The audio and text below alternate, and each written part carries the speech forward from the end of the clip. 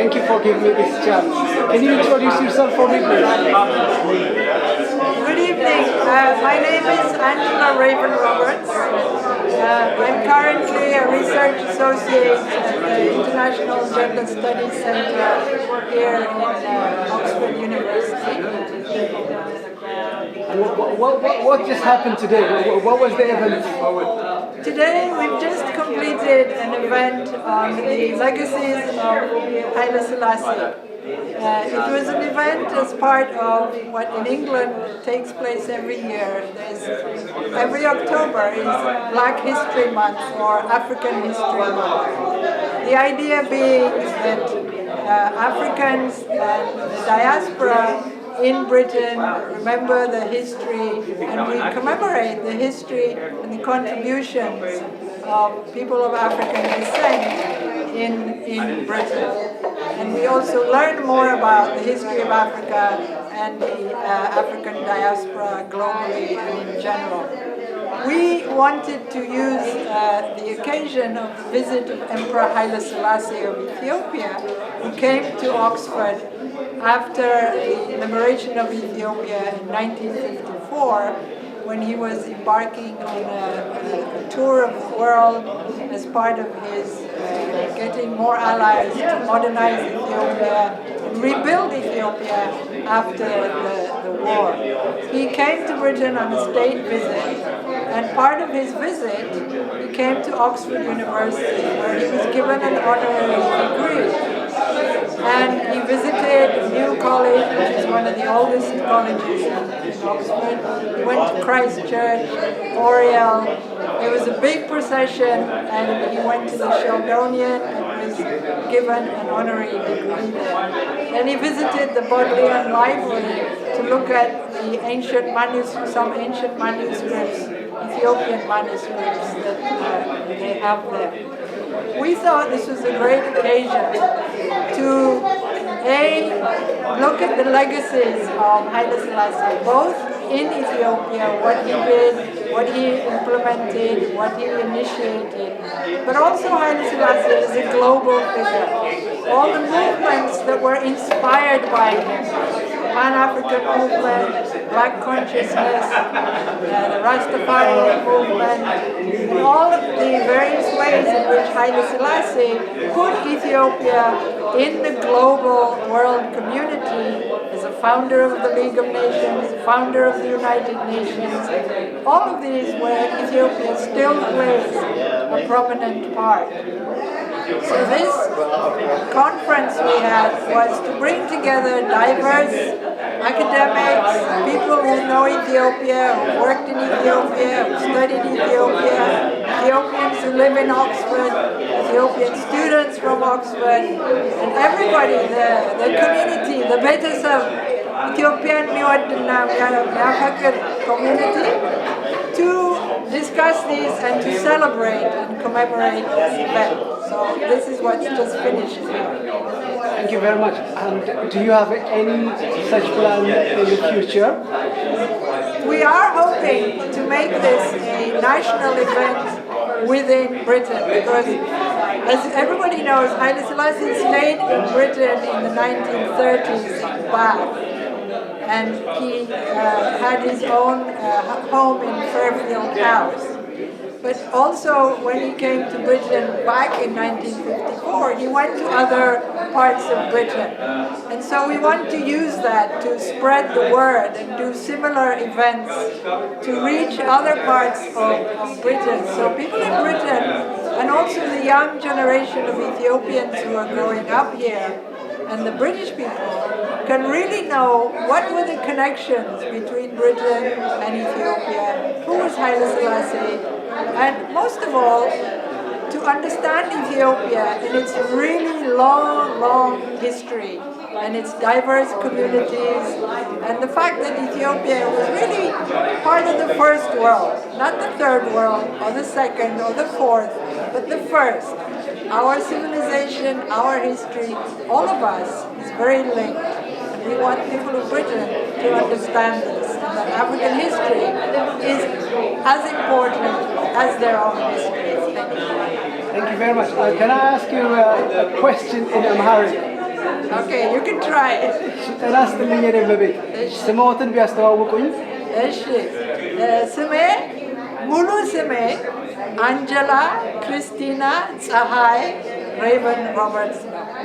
ፀሐይ የተሰጠኝ ስም የኔ ክርስትና እናት ልዕልት ሂሩት ደስታ ነበሩ እና የእሳቸውን ታላቅ እህት ለማክበር በክርስትና ስነሳ እሱን ስም ሰጡኝ እና እንደዛ ነው ክርስትና የተነሳ።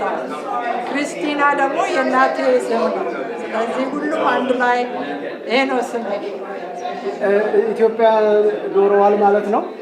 አዎ፣ እዛ ነው ያደግኩት ከእድሜ 2 ወር እስከ 16 እዛ ትምህርት ቤት 11ኛ ክፍል ጨርሼ እንግሊዝ ሀገር መጣሁ። ተማርኩኝ፣ ኦክስፎርድ ተማርኩኝ።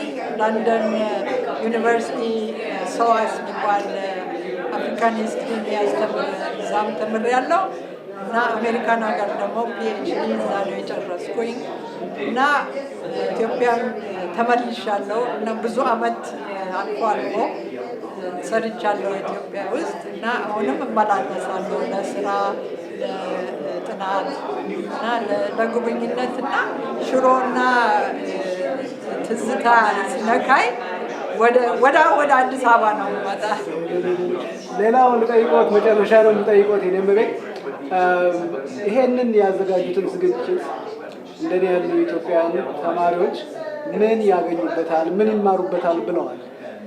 እሺ እንግዲህ ኢትዮጵያ ተማሪ ጎበዝ ተማሪ ነው እና ብዙ ነገር ያውቃል እና እኛ ያሰብነው አንደኛ የዝም ሀገር ተማሪ እዚህም ያደጉት ድንገት ምን ግንኙነት ነው ያለው ከእንግሊዝ ሀገር እና ከኢትዮጵያ ጋር ይሄንን እንዲያውቁ።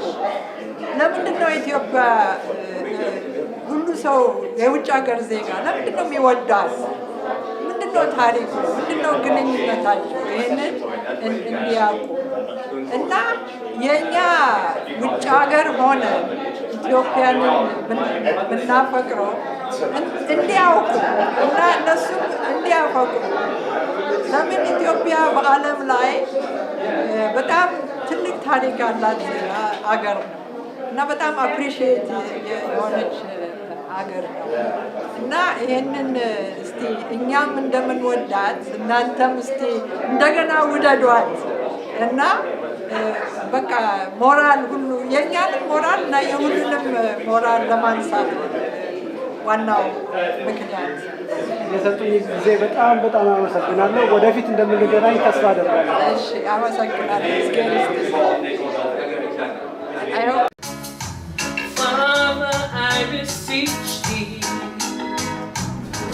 Can you introduce yourself for me, please? Hi, my name is Dr. Theodros Siumodis. I'm a senior lecturer in global public health nutrition.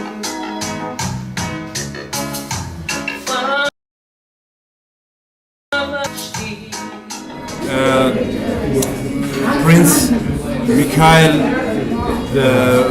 Makonnen is with us. So I will now refer to him to give us a little bit about, tell us about himself and about the event. And once again, it's a great honor to have you here, Prince Michael. And please do tell us a little bit about you and what you think of the event. Thank you. Well, I'm the grandson of Emperor Haile Silassie. I'm the second son of Prince Makonnen Haile Silassie in Kukhara.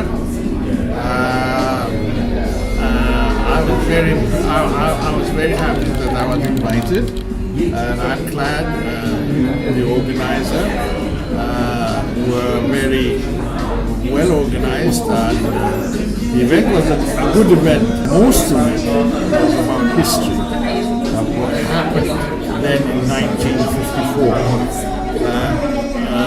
I'm very honored and I'm very proud of my grandfather, the honorary king then, who brought Britain and Ethiopia together closer. to get an honorary degree then for an African leader is an exception. And I like the new generation like you, who's a professor, teacher in Oxford, to be able to organize this. And I hope the next generation will continue this tradition, honoring the emperor, my grandfather, who has worked very hard to develop Ethiopia for the world. And he has also contributed to education, introducing university, higher education, high schools, I mean. And so I'm very pleased that I was able to participate in this event. Father, I beseech thee, send the moon. Father, I beseech thee, by the angels of Is very, very ancient, and it's actually part of our first world, if you kind of look at it that way, because the history is very long. But also the issue of Ethiopians going out to be teachers is also very old, okay? And you look at Ethiopian history and the priests who went to Jerusalem, who part of the Coptic, the early Christianity, the history of the Ethiopian Jewish community, of Islam, all involve people coming and going and visiting and transferring knowledge. So this is all very, very, very deep, and this is very much aware in the consciousness within Ethiopia.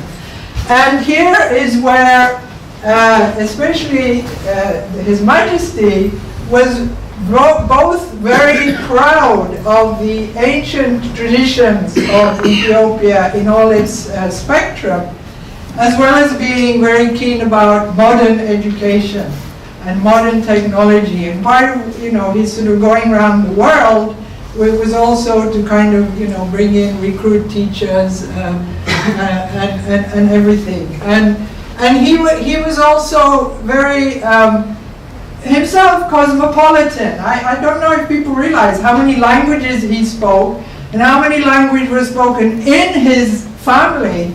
And the Ethiopian elites in general are very, very cosmopolitan and always have been. And I think one forgets this. And now it's repeated in the diaspora, but the great knowledge of some of them who, especially the priests or whoever who speak through Arabic, Hebrew, French, German, you name it. It's a great feeling of cosmopolitanness. And this is against some of the knowledge where people think, oh, Ethiopia buried in history, forgotten by the past, all alone, insular. Actually, in some places maybe yes, but in other places no. They were part of the global world and still are. So these are just some of the things to kind of throw out and reflect on. But the early 50s and 40s, after the emperor came back to Ethiopia, he took a great interest. He was very keen on modernizing the education system and bringing in and opening schools. He founded the university. Part of his coming here was also to kind of expand, And later on, for various reasons, even though his relatives came here, and he had prime ministers who came here, and actually the first student from Ethiopia, I believe, was 1929 to 1932 at Brasenose College. The son of Blata Geta Hirui, Sirak Hirui, who then went home and translated the book, The Restless Prince of Abyssinia. And his father was also an educated man in the Ethiopian tradition. He was, I think, foreign minister for Menelik. But anyway, I think he was the first student in Oxford, and then there are others, we'll talk about them later. But the emperor took great interest in the students. He shepherded them, his own family went to university, all the young ones he sent off, he met them. All the pictures in his own books, you show him, meeting students and going to schools. And as he developed schools around the country, both state schools, and then he encouraged missionaries to come in and open schools. And then there were the foreign communities there also opened schools. So there was an Indian school, a French school, a German school, a Swedish school, but they were international schools. They were not schools just for those communities. There was no kind of apartheid there. And the other interesting thing about them is they also taught Amharic for those who wanted to learn Amharic, and they were very international. But the secondary schools, as they expanded, were very, very of interest to the emperor, and he would visit most afternoons after he held court and he did the affairs of state. He would go in his car with his little dogs and members of the family, and he would go and open a school, open a hospital, a clinic, and you would hear the car with Captain Shambal Timo in front. He was a very imposing bodyguard who had whiskers down here, and pat. And everybody would know, oh, and he would stop and he would just roll down the window, and people would come, and he would often give them, money, and I was given 5 birr once like that. But and he would go over, to the provinces in those days and open schools. So he followed the students, but he was also very personal with those scholars who studied Ethiopia, who had a great interest in Ethiopia. And for example, I think, Wendy, was it correct? Edward Ullendorf, the first, he was given a prize by the emperor. So anyone who came to his attention, who supported Ethiopian studies, Ethiopian history, would be personally recognized by him. So he had this very, very close and intense, and even though he wanted new things, he was also very proud that people were proud of Ethiopian history. And as the schools expanded, one of the interesting things, we hear a lot about the Ethiopian student movement and the involvement of revolutionaries and everything. And there are more and more young people of that generation are now writing their own memoirs. And part of the memoirs, apart from the politics side, is also the social side. There's a great nostalgia going on about what it was like being in school, especially being a boarder, whether it was a Haile Silassie secondary school, or whether it was the Jimma College or Agagi Mission, because this was where young people from the rural areas met kids from the town. This is where, if you were from Wallagga, you met someone, from Addis Ababa, or you went to school. So people were mixing with each other, and these schools have a kind of memory of a lovely time, sheltered, protected, where you studied, you learned. And it was a time where also you were thinking in different ways. There were all different kinds of teachers. They were recruited from Europe, from India, and then the Peace Corps came. The Peace Corps had a tremendous influence. And you can go down the street with an old Peace Corps, and I can tell you numerous stories. And he may be called Jim or David or Samantha, and they may be gray-haired, and they may be bald, and they may have, you know, changed shape from when they were in the 60s, and you walk around Dese or somewhere or Jimma, and someone will come and say, hello, Dr. Jim, Dr. Jim, you are my history teacher. Woo! You know, because it was a great time, and some of the, you know, the nostalgia is around all of these things.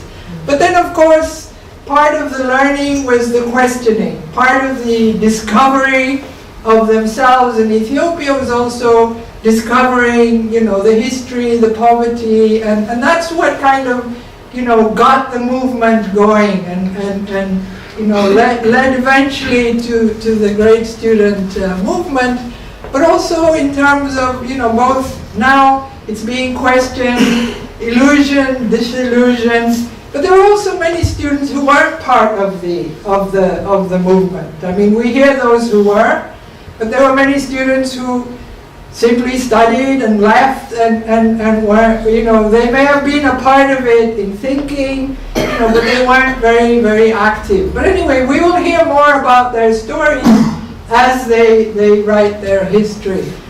But I think the main issue was to sort of think of those days of a very personal patronage, you know, of a leader, and also the students themselves who were very nationalistic. My father passed away 2 years ago, and age 93, and I said to him, Dad, what was the greatest thing you remember about being in Ethiopia? And he said, oh, those students. They were the brightest, the sharpest, and they may have argued and quarreled and fought with each other on interpretations of politics or history, but my God, they loved Ethiopia. So, you know, that's the kind of a tribute. And anyway, so nowadays, part of, as I say, part of the nostalgia, and I know all of you have been students here, so you can share your stories. But there's a great literature coming out now. Memoirs are coming out in Amharic, in Orominya, in different languages, and more people are writing, and everyone is reflecting, you know, who they were, what they were. But there's also that nostalgia of the age of perfection. Schooling nowadays, there are many strides. Lots of people are going to school. There are many schools. There are schools. Languages are being taught, and there's been a lot of development, and it's very expansive. At the same time, there's also a feeling that it's not good enough. But I think that is what development, and you know, we will see what happens. But the point is that now, where there were no schools, where there were no roads, you know, there's been a lot of changes. And one of the research that is taking place in Oxford by two groups. One is at the School of International Development. There's a study called Young Lives, and this is taking a 20-year perspective of the changes that have happened for Ethiopian youth. There's another group, an NGO, where Alula Pankhurst works also, which is doing another 20-year retrospective of 20 communities in Ethiopia. And again, working with researchers in different universities in Ethiopia, spanning all the different economic, livelihood, educational changes. And so there's lots of interesting things going on. And also, you know, people are debating, okay, how is the youth, you know, how do we compare the youth? What is their ideology today from what it was yesterday? How do they link? How strong was the activist movement to this new activist movement? You know, what is the role of music? There's lots of interesting research going on music as a way of rethinking Ethiopian history and the young ideology. ideologues of today. But anyway, it was just to give a flavor of that and to remind ourselves of the very personal interest. And there's a whole generation who do remember, actually a visit of the emperor, and even though the love affair fell out after a while, there's still that memory of Timur, Nagarachin, and the wanting of change. So this is just what I wanted to share with you. Thank you.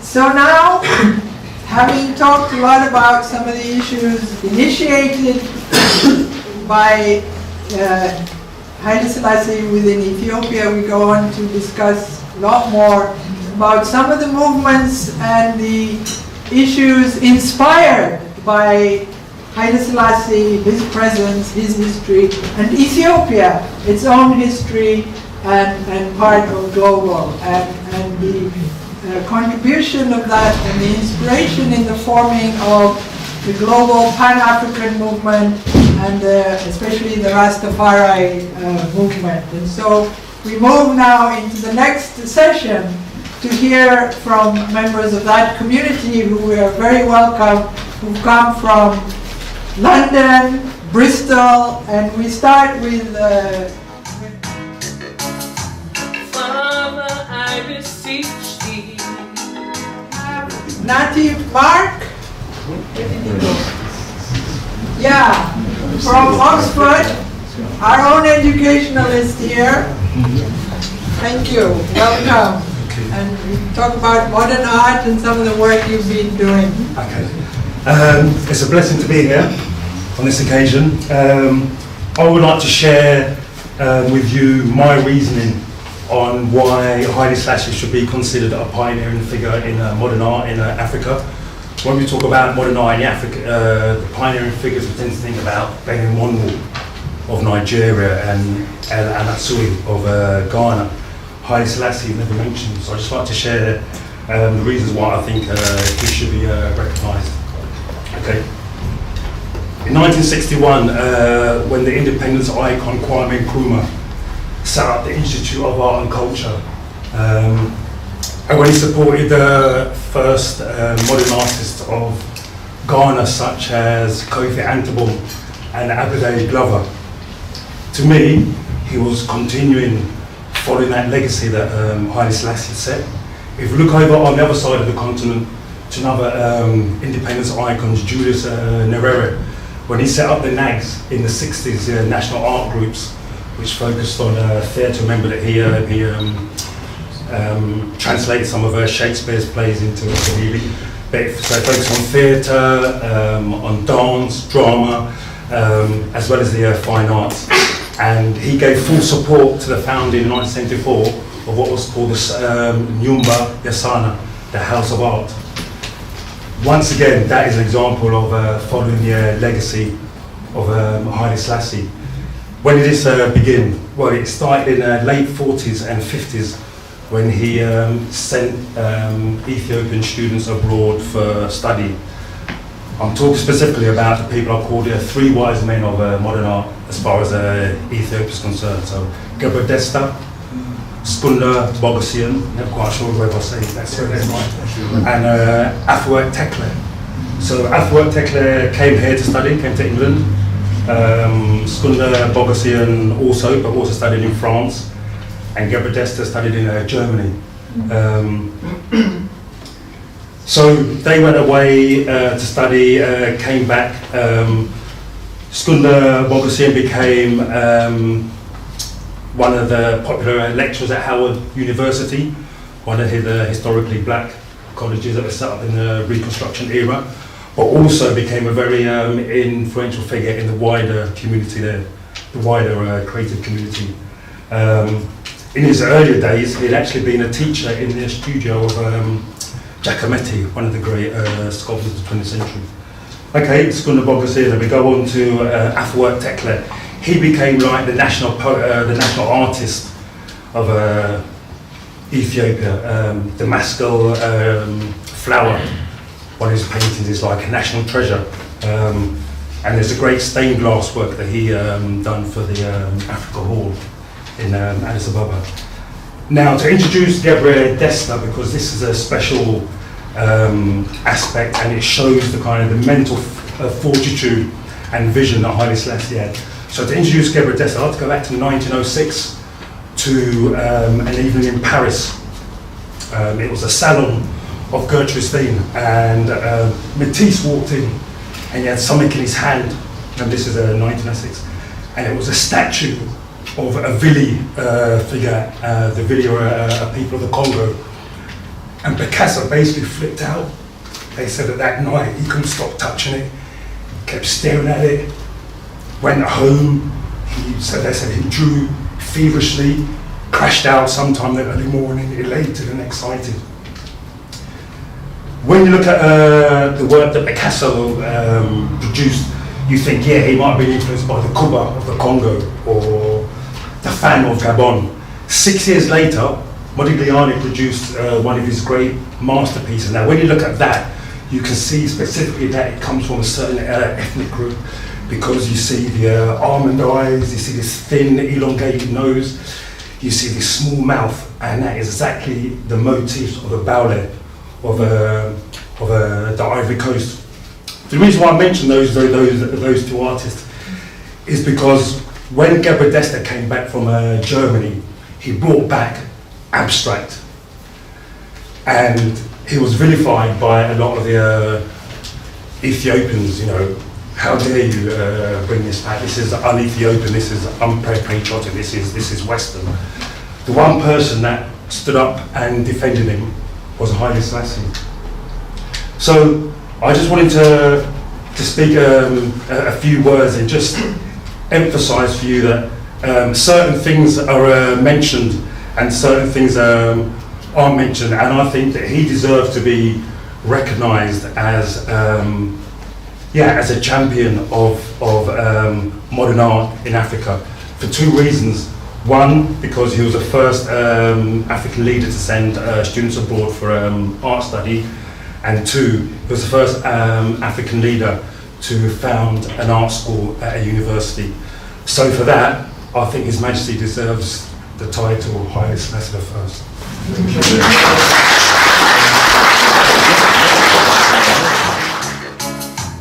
Father, I beseech thee. Can you introduce yourself for me, please? Hi, my name is Dr. Theodros Yumodis. I'm a senior lecturer in global public health and nutrition. We're here today gathered to commemorate a special day, a day where His Imperial Highness Haile Silassie came to receive an honorary degree, doctorate degree in civil law from one of the highly prestigious universities, the University of Oxford. So, considering this was a unique opportunity to represent a unique relationship between Ethiopia and Britain, we're here together to revive those period and possibly to connect the event with today's generation in regard to establishing a much more solid link between the two people, the two countries, which possibly we could think of establishing a much higher rapport, which will include different generations, different nationalities, especially in Ethiopia, especially in the academic environment, to be able to open a dialogue of friendship, of diplomacy between what was once known as the rigid and the solid Ethiopian political culture, which has seen and been given a much higher value in Ethiopia, in Africa, in Britain and around the world.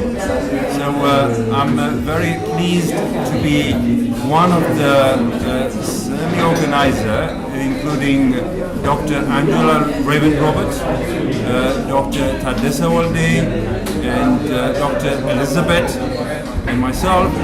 I think I'm very keen. We have come to this point now to initiate a short-term and long-term dialogue in reviving a time where His Imperial Majesty Haile Silassie came to Oxford to receive an honorary degree in civil law. Father, I beseech thee,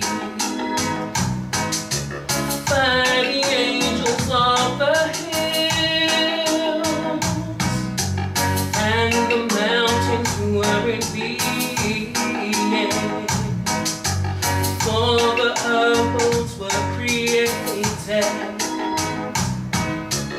I beseech the angels of fire, I beseech thee by the heavens, which are thy throne. The heavens are thy throne. I beseech thee by the earth, thy footstool. I beseech thee by Jerusalem. I beseech thee by Mount Tabor, whereon you were transfigured. I beseech thee by Mount Zion.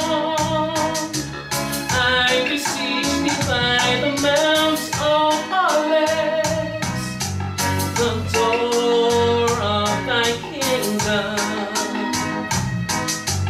I beseech thee by John. I beseech thee by thy Holy Spirit. I beseech thee by thy holy cross. I beseech thee by the nails driven through thy hands and thy feet. I beseech thee by thy holy body and thy glorious blood. I beseech thee by thy passion and thy death and resurrection. Thank you.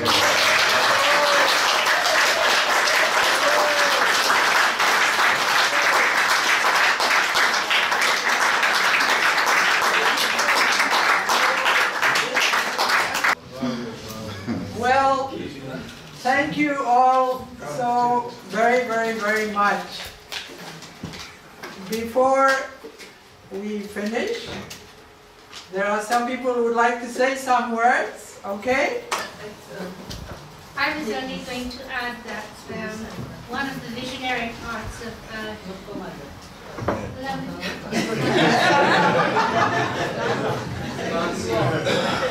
one of the visionary parts of His Majesty's work was to bring together what I always called the Nobel Prize of Africa, where he brought together artists and others under the name of the Haile Silassie Prize Trust, which I thought was a magical period of every year, or every 3 years I think it was, when they brought together art from all over Africa, artists, and created this wonderful position of people who contributed to his idea of Pan-Africanism, I suppose, which was inspired activity, and it brought so many people together. And this was after the Organization of African Unity and other such things, but the expanding vision that he held for the arts.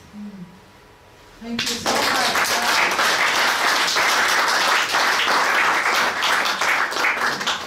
Would anyone anybody like to add a few other things before I finish? Because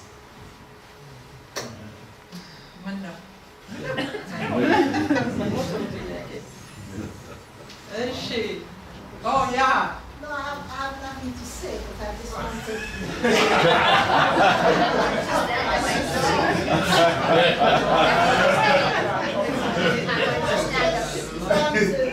everyone to give Angela really a hand of applause.